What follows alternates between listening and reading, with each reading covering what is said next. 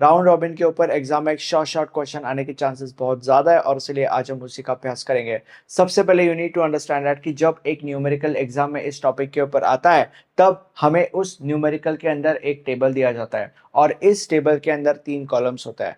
First column is process, जिसके अंदर होते हैं अलग अलग प्रोसेसेस, जैसे कि फॉर एग्जांपल P1 यानी कि प्रोसेस 1, P2 यानी कि process 2, whatever. Second column is burst time, इसका क्या मतलब होता है वो मैं तुम लोग को बाद में बताऊंगा। Second column is arrival time, arrival time का मतलब क्या होता है वो मैं तुम लोग को बाद में बताऊंगा। पूछा क्या जाता है, हमें पूछा जाता है average waiting time and average TAT which is average turn around time. और क्या दिया जाता है हमें एज इंफॉर्मेशन, हमें दिया जाता है time quantum which is in this case 4 millisecond, जैसे कि तुम देख सकते हो। टाइम क्वांटम का क्या मतलब होता है वो मैं तुम लोग को बाद में बताऊंगा। और एक इंफॉर्मेशन दी जाती है हमें which is context switching time, या जिसको तुम ऐसे भी कह सकते हो context switch time penalty. In this case it is 1 millisecond. Context switch time penalty का मतलब क्या होता है वो मैं तुम लोग को बाद में बताऊंगा। अब जब तुम ऐसे सवाल को देखते हो तब तुम्हें सबसे पहले जो चीज करनी है वो है ये 2 हॉरिजॉन्टल डब्बे ड्रॉ करना। फर्स्ट इज रेडी क्यू, जो हम हमारे कन्वीनियंस के लिए ड्रॉ करते हैं, एंड सेकंड इज ज्ञान चार्ट, जो क्वेश्चन की रिक्वायरमेंट है, आई मीन क्वेश्चन के आंसर की रिक्वायरमेंट है, व्हाटएवर। अब मैं तुम लोग को एक एक करके सारी की सारी टर्मिनोलॉजीज क्या होती है वो समझाना चालू कर देता हूँ। बट उससे पहले मैं चाहता हूँ कि तुम अज्यूम करो कि ये जो ज्ञान चार्ट है वो एक प्रोसेसर है, राइट। एंड तुम्हें ये भी पता होना चाहिए कि बर्स्ट टाइम को हम सीपीयू बर्स्ट भी कहते हैं, राइट। तो अभी हम बर्स्ट टाइम क्या है वो सबसे पहले समझते हैं। बर्स्ट टाइम का मतलब वो टाइम जितने टाइम के लिए ये प्रोसेसेस इस प्रोसेसर के अंदर रहेंगे। और मैं किस चीज की बात कर रहा हूँ, अगर प्रोसेस 1 का बर्स्ट टाइम 12 मिली सेकेंड्स है, मिली सेकेंड्स यूनिट होता है by the way in most of the cases.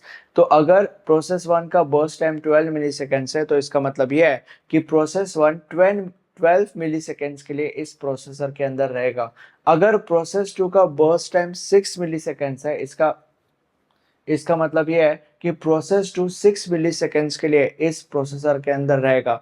अगर प्रोसेस 3 का बर्स्ट टाइम 8 मिलीसेकेंड्स है, इसका मतलब यह है कि प्रोसेस 3 8 मिलीसेकेंड्स के लिए इस प्रोसेसर के अंदर रहेगा, right. What do you mean by arrival time? Arrival time का मतलब वो टाइम जिस टाइम पे ये सारे के सारे प्रोसेसेस इस प्रोसेसर के पास आए थे। अगर प्रोसेस 1 का अराइवल टाइम 0 है तो इसका मतलब यह है कि प्रोसेस 1 0th मिलीसेकंड पे इस प्रोसेसर के पास आया था। अगर प्रोसेस 3 का अराइवल टाइम 3 है तो इसका मतलब यह है कि प्रोसेस 3 3rd मिलीसेकंड पे इस प्रोसेसर के पास आया था। That way stuff. What do you mean by time quantum? Time quantum का मतलब यह है कि अगर सपोज एक प्रोसेस इस प्रोसेसर के पास आता है तो जब वो प्रोसेस इस प्रोसेसर के पास आता है तब वो यहाँ पे मैक्स टू मैक्स 4 मिलीसेकेंड्स ही रुक सकता है। 4 मिलीसेकेंड्स जैसे ही हो जाएंगे उसके बाद प्रोसेसर उस प्रोसेस को लात मार के बाहर निकाल देगा। वो बाद में वापस आ सकता है, वो अलग बात है। बट अगर एक बार एक प्रोसेस इसके अंदर चला जाता है तो इसके अंदर वो मैक्स टू मैक्स 4 मिलीसेकेंड्स ही रह सकता है। 4 मिलीसेकेंड्स के बाद उसको बाहर निकलना पड़ेगा। तो टाइम क्वांटम का मतलब ये होता है। What do you mean by context switch time penalty? Context switch time penalty which is in this case 1 millisecond, इसका मतलब यह है कि जब एक प्रोसेस से हम दूसरे प्रोसेस के ऊपर जंप करेंगे तब बीच में 1 मिलीसेकेंड का गैप हमें छोड़ना है। एकदम आसान भाषा में कॉन्टेक्स्ट स्विच टाइम पेनल्टी का मतलब ये होता है। अब इसका प्रैक्टिकल मतलब इसका क्या, लाइक इसको हम अप्लाई कैसे करेंगे वो तो तुम्हें तभी पता चलेगा जब हम प्रॉब्लम सॉल्व करेंगे, तो उसका टेंशन नहीं लेना है। अगर तुम्हें इसमें से कुछ भी नहीं समझा है कोई टेंशन की बात नहीं है, जब हम सॉल्व करेंगे तुम लोग को सारी की सारी चीजें समझ में आ जाएगी, right. Take a chill pill. अब हम इस सवाल को सॉल्व करना चालू कर देते हैं। इस सवाल को सॉल्व करने के लिए मैंने तुम्हारे लिए एक 4 स्टेप प्रोसेस बनाया है, बट इस 4 स्टेप प्रोसेस को थोड़ा सा इनिशियली हमें दिमाग से फॉलो करना है। मतलब थोड़ा सा इस 4 स्टेप प्रोसेस को फॉलो करते वक्त हमें दिमाग लगाना है इनिशियली, तब तक जब तक ये सारे के सारे प्रोसेसेस इस रेडी क्यू के अंदर नहीं आ जाते तब तक। एक बार सारे के सारे प्रोसेसेस इस रेडी क्यू के अंदर आ गए तब इस 4 स्टेप प्रोसेस को हम ब्लाइंडली फॉलो कर सकते हैं, फिर कोई टेंशन की बात नहीं है। ठीक है, तो शुरू करते हैं। तो अभी सबसे पहले जो चीज तुम्हें समझनी है वो ये है कि ये जो प्रोसेसर है वो 0th मिली सेकेंड से शुरू होता है, राइट। अगर तुमने अराइवल टाइम की तरफ ध्यान से देखा, जिसका मतलब ये होता है कि वो टाइम जिस टाइम पे प्रोसेस इस प्रोसेसर के पास पहुंचता है, तो तुम्हें ये पता चलेगा कि 0th मिली सेकेंड पे प्रोसेस 1 आता है, which is the reason why हम यहाँ पे सबसे पहले तो 0 लिखेंगे, क्योंकि 0th मिली सेकेंड से प्रोसेसर शुरू होता है, और क्योंकि 0th मिली सेकेंड पे P1 यानी कि प्रोसेस 1 आता है, इसीलिए सबसे पहले हम यहाँ पे P1 लिखेंगे। बाकी के प्रोसेस 2 फर्स्ट मिली सेकेंड पे आएगा, प्रोसेस 3 थर्ड मिली सेकेंड पे आएगा, प्रोसेस 4 फिफ्थ मिली सेकेंड पे आएगा, मतलब वो बाद में आएंगे। अभी फिलहाल हम 0th मिली सेकेंड पे है। 0th मिली सेकेंड पे कौन आता है? 0th मिली सेकेंड पे प्रोसेस 1 आता है, इसलिए हमने यहाँ पे प्रोसेस 1 लिखा। अब स्टेप नंबर 1 क्या कहता है? Ready queue to GC. इसका मतलब यह है कि जो भी प्रोसेस यहाँ पे है उसको रेडी क्यू से जीसी यानी कि ज्ञान चार्ट में शिफ्ट करो। तो P1 जो है वो यहाँ से हम यहाँ पे शिफ्ट कर देंगे P1। अब मैंने तुम लोग को क्या बोला था? मैंने तुम लोग को ये बोला था कि जब भी एक प्रोसेस इस प्रोसेसर के पास आता है तब वो यहाँ पे max to max 4 milliseconds रुक सकता है। तो अगर प्रोसेस 1 यहाँ पे आया है तो मैक्स टू मैक्स वो 4 मिली सेकेंड्स यहाँ पे रुकेगा। तो 0 + 4 क्या होता है? 4। तो इसीलिए 0 से लेकर तो 4th मिली सेकेंड तक प्रोसेस 1 यहाँ पे रुकेगा। अब आगे अगला प्रोसेस आना है, राइट, ये तो हमें पता है। तो इसका मतलब आगे एक प्रोसेस से दूसरे प्रोसेस पे हमें जंप करना ही है, ये तो हमें पता ही है। तो क्योंकि ऐसा होना है तो उससे पहले ही, क्योंकि कॉन्टेक्स्ट स्विच टाइम पेनल्टी 1 मिली सेकेंड है, इसलिए हम पहले ही 1 मिली सेकेंड का गैप दे देते हैं। तो 4 to 5 ये 1 मिली सेकेंड का गैप हो गया। अब जब हम 0th मिली सेकेंड पे थे तब प्रोसेस 1 आया था। अब हम 5th मिली सेकेंड पे। अब कौन से प्रोसेसेस आएंगे? देखो, फर्स्ट मिली सेकेंड पे P2 आता है, तो यहाँ पे हम लिखेंगे P2। थर्ड मिली सेकेंड पे P3 आता है, तो हम यहाँ पे लिखेंगे P3। और 5th मिली सेकेंड पे आता है P4, तो इसलिए हम यहाँ पे लिखेंगे P4। ठीक है। अब चारों के चारों प्रोसेसेस रेडी क्यू के अंदर आ गए। इसका मतलब क्या होता है? इसका मतलब ये है कि हम इस 4 स्टेप प्रोसेस को ब्लाइंडली फॉलो कर सकते हैं। Congratulations for that.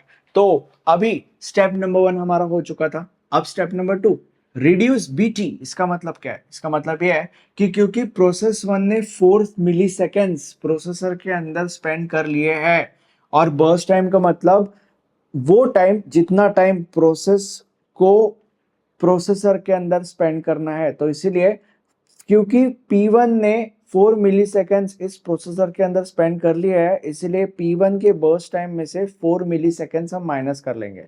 तो रिड्यूस बीटी यानी कि बर्स्ट टाइम में से मिली सेकेंड्स रिड्यूस करो। रिड्यूस बीटी का मतलब ये होता है। तो इसलिए P1 ने क्योंकि 4 मिली सेकेंड्स यहाँ पे स्पेंड कर लिया है, इसलिए P1 के बर्स्ट टाइम में से हम 4 मिली सेकेंड्स माइनस कर लेंगे।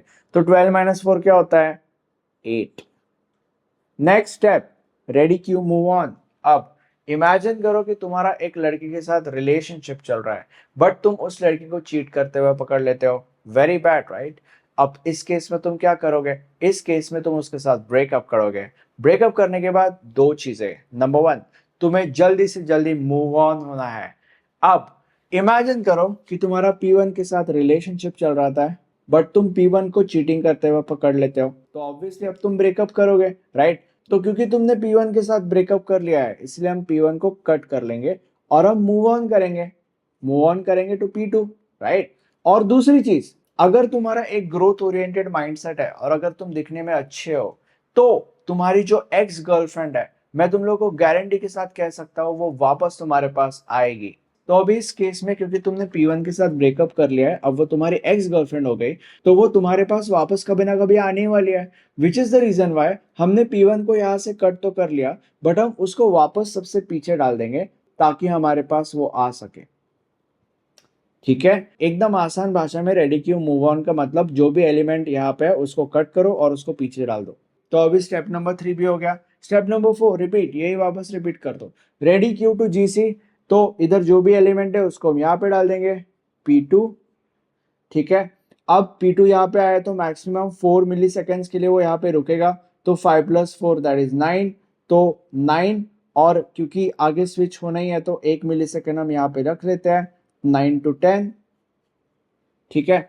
उसके बाद रिड्यूस बीटी, क्योंकि P2 ने 4 मिली सेकेंड यहाँ पे स्पेंड कर लिया है, इसलिए P2 के बर्स्ट टाइम यानी कि BT में से 4 मिली सेकेंड हम रिड्यूस कर लेंगे, तो 6 - 4 that is 2। Next is ready queue move on, जो भी एलिमेंट है यहाँ पे उसको कट करो और उसको पीछे ढकल दो। Next repeat RQ to GC, जो भी एलिमेंट है वो यहाँ पे डाल दो P3।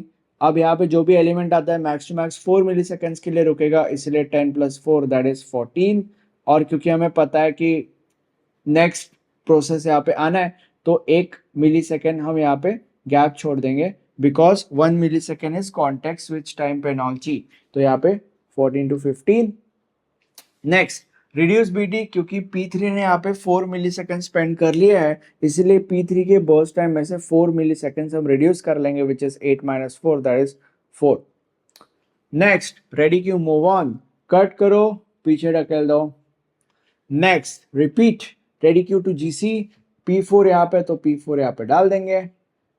अगेन ये 4 मिली सेकेंड स्पेंड कर सकता है, तो 15 + 4 दैट इज 19, और 1 मिली सेकेंड क्योंकि वो पेनल्टी है। एंड उसके बाद रिड्यूस बीटी, क्योंकि P4 ने 4 मिली सेकेंड यहाँ पे स्पेंड कर लिया है, इसलिए 10 - 4 that is 6। Next ready queue move on, जो भी है उसको कट करो पीछे डालो। देखो तुम्हारी पहली एक्स गर्लफ्रेंड तुम्हारे पास वापस आ चुकी है, अब एक एक करके तुम्हारे सारे के सारे एक्स गर्लफ्रेंड्स तुम्हारे पास वापस आना चालू करने वाली है, देखते रहो।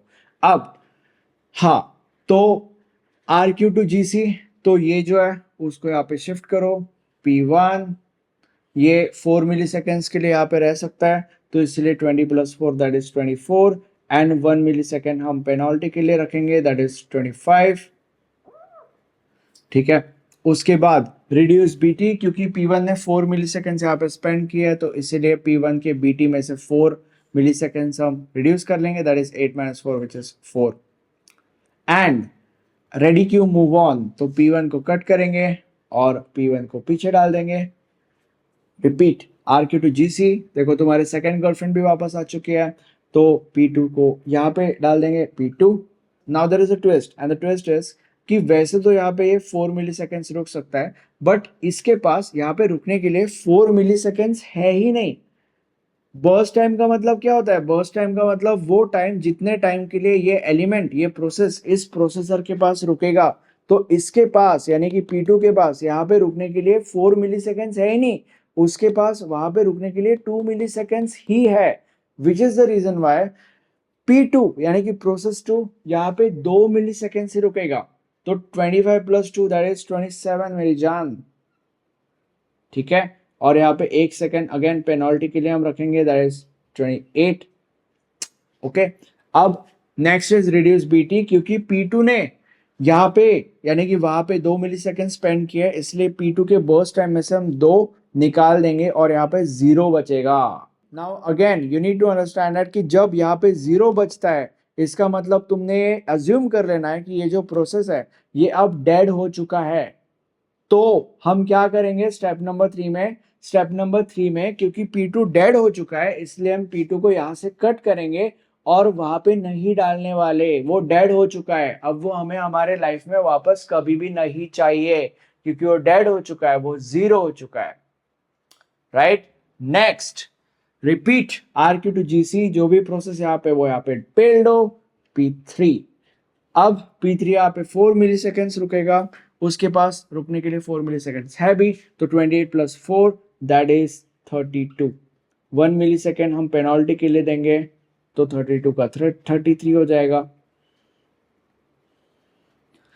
नेक्स्ट रिड्यूस बीटी, क्योंकि P3 ने 4 मिली सेकेंड स्पेंड किया, इसलिए P3 के बर्स्ट टाइम यानी कि BT में से 4 मिली सेकेंड्स माइनस हो जाएंगे, तो 4 - 4 दैट इज 0। अब क्योंकि P3 0 हो चुका है, इसलिए स्टेप नंबर 3 में which is RQ move on, हम P3 को कट करेंगे और वापस नहीं वहां पे डालेंगे, ठीक है, क्योंकि वो 0 हो चुका है।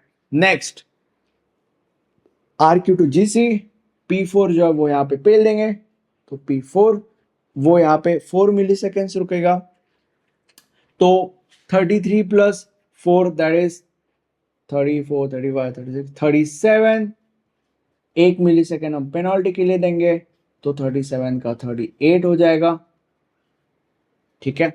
एंड क्योंकि P4 ने 4 मिली सेकेंड्स वहां पे स्पेंड किया, तो इसलिए रेडी क्यूब BT में हम P4 में से 4 मिली सेकेंड्स माइनस करेंगे, that is 6 minus 4, that is 2।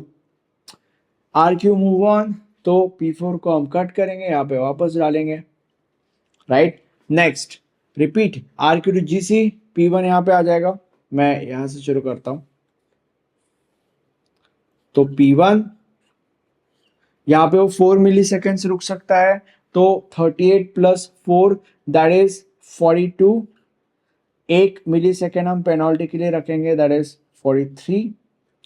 Next क्योंकि P1 ने यहाँ पे 4 मिली सेकेंड स्पेंड किए, इसलिए P1 के BT में से हम 4 मिली सेकेंड माइनस करेंगे, which is 4 minus 4 0। And RQ move on में हम P1 को कट करेंगे, बट उधर नहीं लिखेंगे क्योंकि P1 जो है वो 0 हो चुका है। नेक्स्ट इज P4, तो P4 आगे कुछ नहीं होने वाला क्योंकि आगे कोई प्रोसेस है ही नहीं। पेनल्टी तब लगती है जब हम एक प्रोसेस से दूसरे प्रोसेस पे जंप करते हैं, बट क्योंकि आगे कोई प्रोसेस है ही नहीं, इसलिए यहाँ पे पेनल्टी नहीं लगने वाली, राइट। सो P4 यहाँ पे P4 के पास रुकने के लिए बस 2 ही मिली सेकेंड्स है, which is the reason why P4 यहाँ पे 2 ही मिली सेकेंड्स पे रुकेगा, तो इसलिए 43 प्लस 2 दैट इज 45, तो इसलिए हमने यहाँ पे लिखा 45। नेक्स्ट रिड्यूस BT, क्योंकि P4 जो है वो 2 मिली सेकेंड यहाँ पे रुक दिया है, तो इसलिए हम यहाँ पे 2 निकाल देंगे इसके बॉस टाइम में से, और ये 0 बन जाएगा। और क्योंकि P4 अब 0 हो चुका है, इसलिए P4 को हम यहाँ से कट करेंगे और आगे लिखेंगे भी नहीं।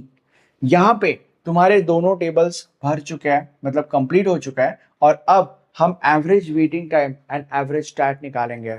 तो सबसे पहले हम एवरेज स्टैट निकालेंगे। अगर हमें एवरेज स्टैट निकालना है तो सबसे पहले तुम्हें सारे के सारे प्रोसेसेस का टैट निकालना पड़ेगा। तो TAT of process 1, TAT of process 2, process 3 and process 4 is equal to is equal to is equal to is equal to. अब टैट ऑफ प्रोसेस 1 कैसे कैलकुलेट करता है? प्रोसेस 1 की नौटंकी इस प्रोसेसर के अंदर कब खत्म हुई थी माइनस प्रोसेस 1 का अराइवल टाइम। तो प्रोसेस 1 की जो नौटंकी है वो इस प्रोसेसर के अंदर 42 मिली सेकेंड पे कंप्लीट हुई थी, यानी कि खत्म हुई थी बेसिकली। जैसे कि तुम देख सकते हो आगे कहीं भी प्रोसेस 1 का जिक्र नहीं है, मतलब 42 मिली सेकेंड पे प्रोसेस 1 की नौटंकी यहाँ पे खत्म हुई थी। तो इसीलिए हम यहाँ पे लिखेंगे 42 माइनस प्रोसेस 1 का arrival time that is 0। So 42 minus 0 is 42। अब क्योंकि दिस माइनस अराइवल टाइम है, तो सारे के सारे प्रोसेसेस का अराइवल टाइम लिख ही लेते हैं। तो 0135 0135, ठीक है, माइनस माइनस माइनस प्रोसेस 2 की नौटंकी कब खत्म हुई थी? प्रोसेस 2 की जो नौटंकी है वो 27 मिली सेकेंड पे खत्म हुई थी, तो इसलिए हम यहाँ पे लिखेंगे 27। 27 माइनस 1 दैट इज 26। प्रोसेस 3 की नौटंकी कब खत्म हुई थी? प्रोसेस 3 की नौटंकी 32 मिली सेकेंड पे खत्म हुई थी, तो इसलिए हम यहाँ पे लिखेंगे 32। 32 minus 3 that is 29। And P4 की जो नौटंकी है वो 45 मिली सेकेंड पे खत्म हुई थी, तो इसलिए 45। 45 माइनस 5 दैट इज 40, right. Average TAT is 42 plus 26 plus 29 plus 40 divided by 4। अगर तुम इसे कैलकुलेट करोगे तो तुम्हें मिलेगा 34.25, which is the reason why हम यहाँ पे लिखेंगे 34.25 मिली सेकेंड। अब एवरेज वेटिंग टाइम कैलकुलेट किया जाएगा। अगर तुम्हें कैलकुलेट करना है तो तुम्हें सारे के सारे प्रोसेसेस का सबसे पहले वेटिंग टाइम कैलकुलेट करना पड़ेगा। Waiting time of process 1 is equal to waiting time of process 2, process 3, process 4 is equal to is equal to is equal to. Waiting time कैसे कैलकुलेट करता है? अगर तुम्हें waiting time of process 1 calculate करना है तो TAT of process 1 minus burst time of process 1। तो सारे के सारे प्रोसेसेस के टैट लिख लेते हैं सबसे पहले, that is 42, 26, 29, 40 minus minus minus minus, सारे के सारे प्रोसेसर्स के बर्स्ट टाइम्स लिख लेते हैं, ओरिजिनल वाले, हाँ, कट किए वाले नहीं। तो 12 6 8 10, 12 6 8 10 is equal to is equal to is equal to is equal to 42 minus 12, that is 30, 26 minus 6, that is 20, 29 minus 8, that is 21, 40 minus 10, that is 30। अगर तुम्हें एवरेज वेटिंग टाइम निकालना है तो सबका addition divided 4, 30 plus 20 plus 21 plus 30 divided by 4। अगर अगर तुम इसे कैलकुलेट करोगे तो तुम्हें मिलेगा 25.25, which is the reason why हम यहाँ पे लिखेंगे 25.25 मिली सेकेंड्स।